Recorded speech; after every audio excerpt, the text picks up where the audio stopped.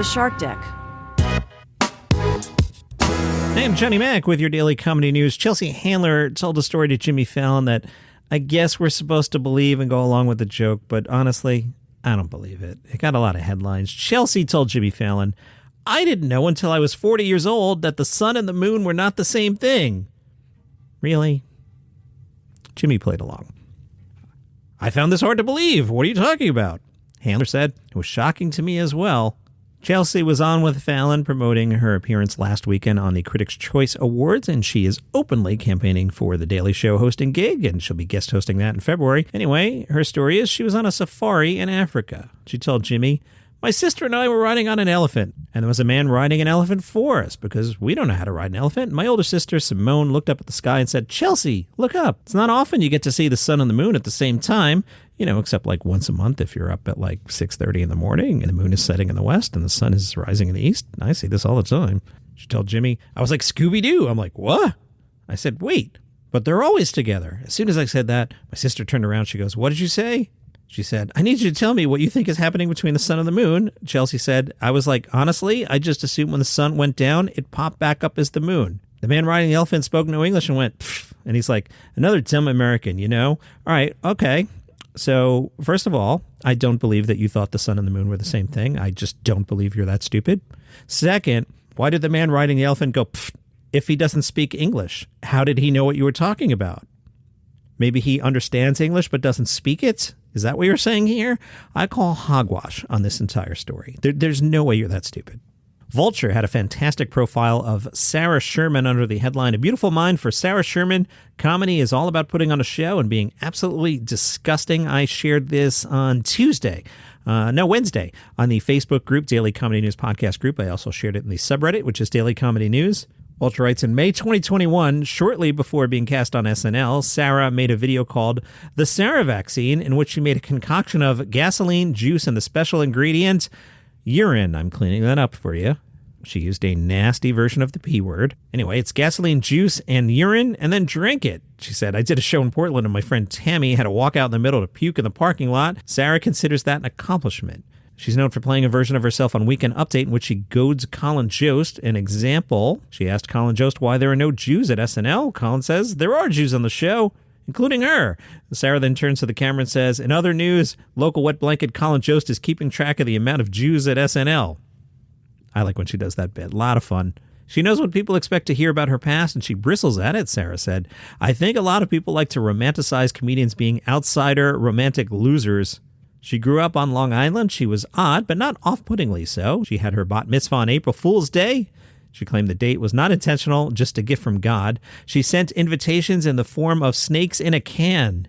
A member of the high school improv team, she'd always been attracted to the grotesque. One time she painted a picture of a baby bottle full of intestines. If she were a character on Glee, she would have been slushied. In real life, she ran track. She said, I had friends. I was well-liked. I was funny. I'm a comedian, so I needed people to like me.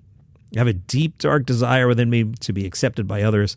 I also have a desire to make things that are insane. But the part of me that wants to make things that are insane still desperately needs people to like it. She adopted the stage name Sarah Squirm, inspired by a high school nickname. A couple of her friends ran a record label and booked her for gigs as a comedian alongside a bunch of, quote, noise musicians. Sarah said, I was doing basement shows with bands literally called, and I'm cleaning it up here, urine, urine, urine, moan, moan, moan. I was like, it can't be blood liquor, urine, urine, urine, moan, moan, moan, and Sarah.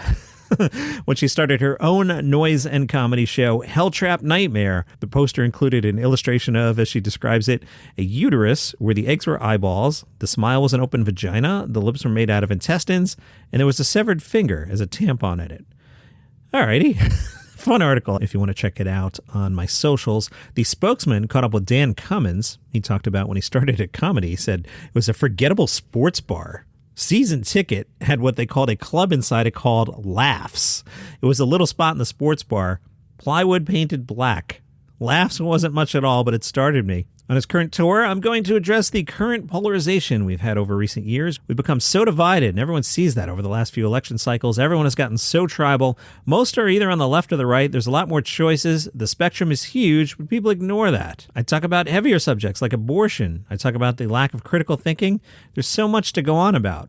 As I'm reading the story, I'm now flashing back. I went bowling with Dan Cummins. Was that Montreal? was that Chicago? I think it was in Chicago, Just for Laughs Chicago. Anyway, I vaguely remember having a few beverages and bowling with Dan Cummins at like 1:30 in the morning or so. Yeah.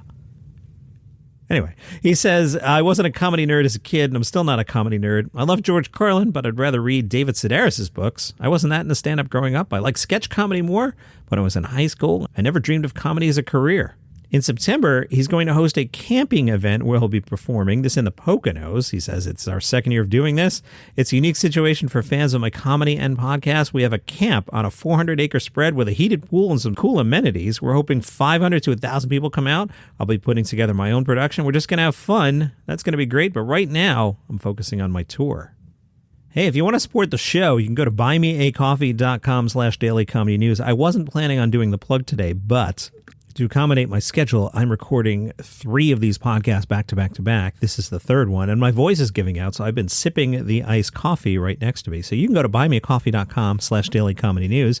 You can throw $5 in the tip jar, and what I'll do is I'll take your $5, I'll drive down into town, hit the local donuts chain, and I will get a large iced coffee with caramel and milk, and then I will shout you out on the show. You can also support the show by joining the $2 Club. That's just a monthly $2 membership, as they call it. And every month, 2 of your dollars will make its way to my wallet. Just a nice way to join the club. And I will, of course, shout you out and thank you. So it's buymeacoffee.com/dailycomedynews. Just for Laughs London has announced some more shows. Chortle with the recap. The new shows include stand-up from U.S. comedians Michelle Wolf and Brad Williams. Both are fantastic. Those are major ads there. A cabaret lineup gig fronted by Jordan Gray, and this excites me, a UK incarnation of the New Faces Showcase. Wow, that's awesome. Also, more details for Max and Ivan's The Wrestling. I'm fascinated by this, and I need to educate myself more on it, but apparently comedians fight. Phil Wang, who I think is fantastic, has joined, along with Alex Horn, Glenn Moore, and Abby Clark. Joe Lysett will be acting as Moore's manager, while Greg James and Nish Kumar have joined Aisling B on the commentary desk. Sue Perkins will be hosting a panel event called Comic Relief Proud Every Day, talking about how the charity helps LGBTQ plus projects. Just for Laughs London, March 2nd through the 5th. And during the week, the movie Half-Baked turned 25. Cracked spoke with director Tamara Davis. She said Dave Chapple and Neil Brennan were like 23 at the time they were the writers. Dave had so much energy and he was so excitable. Dave felt by making this movie, it would allow him to smoke weed wherever he wanted. He was so fun and he was game for anything. There was so much hopefulness and promise in both him and Neil. It was my job to make sure I got that energy on film. Chappelle was set as the star. Finding the other guys was tricky. We wanted people Dave could really work with, and we wanted people up and coming in comedy. Jim Brewer came from SNL, and he was solid. All right, so how high was everybody on the set of Half-Baked? Tamara said, you can't really work and be high. I mean, some people can. Seth Rogen can, but generally, I don't think you can. As for the actors, if they were flubbing their lines and everyone knew it was because they'd smoked weed, it would be considered super unprofessional. All that being said, there were 2 times that there really was weed on the set. I didn't know it then, but I heard later that they got high before doing the flying scene. Then there was the cameo with Snoop Dogg. We were shooting on the Universal lot and we had fake weed, and Snoop said, no way, I'm going to really smoke weed. There was no way to tell Snoop he couldn't smoke weed, so he lit up a joint. Then I saw security coming over and I was like, oh no, we're going to get shut down. Security started surrounding us. I yelled cut, and then they said to me, hey, you think it's okay if we get an autograph from Snoop Dogg? That's your comedy news for today. Follow the show for free on Apple Podcasts, Spotify, YouTube, wherever you get your shows. See you tomorrow. Did you hear about the border collie who recycles trash when he's out on his walks? Or how about the bear that stole someone's Chick-fil-A, but good news, left the salad behind? Hi, I'm Johnny Mac, host of 5 Good News Stories. Don't worry, I have stories about humans too, like there's a woman who makes a living because she looks like Jim Carrey.